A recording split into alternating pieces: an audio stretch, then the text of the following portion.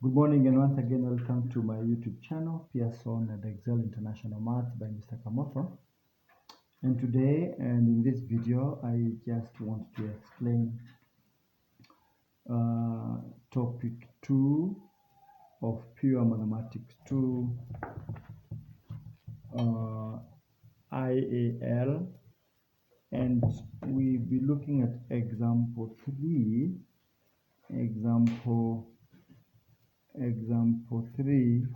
which is on page 28. I want to explain example 3, which is on page 28. And I have to say this before I start working out the question, that a perpendicular bisector of a line segment, let's talk about line segment AB, is a line that divides the line segment into two equal portions, and it meets that line segment at a right angle. That means it has bisected the line segment AB. This is L is a perpendicular bisector of AB. And for it to qualify to be a perpendicular bisector, one, it has to meet that line AB at a right angle. This is 90 degrees. And two, it has to pass through the midpoint. The midpoint means it has to divide the line segment AB into two equal portions. So this is just what we're calling the midpoint. And because we know the nature of perpendicularism and how perpendicular lines relate, let's try to answer the question. And we are being told that the line segment AB is a diameter of the circle center C. So we have XY Cartesian plane here. We have this plane, and among other things, we have a circle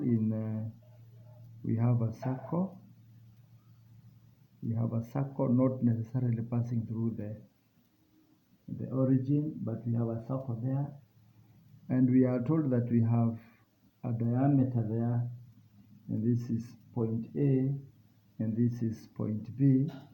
Point A has coordinates -1, 4, and point B has coordinate 5, 2.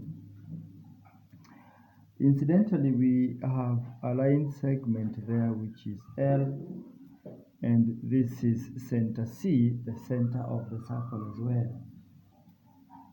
The line L passes through C and is perpendicular to AB. Remember, there is the center C. The center C. L passes through C. The line L passes through C and is perpendicular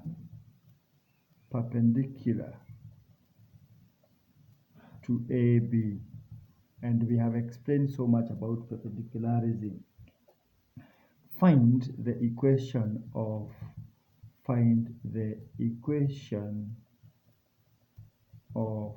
L. Find the equation of the line L, this one. There are several things that we have to do. First of all, we have to get the coordinates of the center, because that is where the line segment L passes. So the coordinate of the center is given by x1, which is -1 plus 5 over 2, and then y1, y2, 4 plus 2 over 2, and this is going to be 4 over 2, 6 over 2, which is 2, 3. The coordinates of the center, point C, is having coordinates 2, 3. That is 1. Secondly, now that the line L is perpendicular to the diameter, we know how perpendicularism relates even when we use the gradient, because the product of the gradient of two perpendicular lines is always -1. So we need to get the gradient. We need to get the gradient of diameter. The gradient of diameter, or rather AB. Of course, it goes without saying, change in y over change in x. That means 4 minus 2 over minus 1 minus 5 minus 1 minus 5, which is 2 over minus 6, which is minus a third. If the gradient of the diameter is negative a third, then the gradient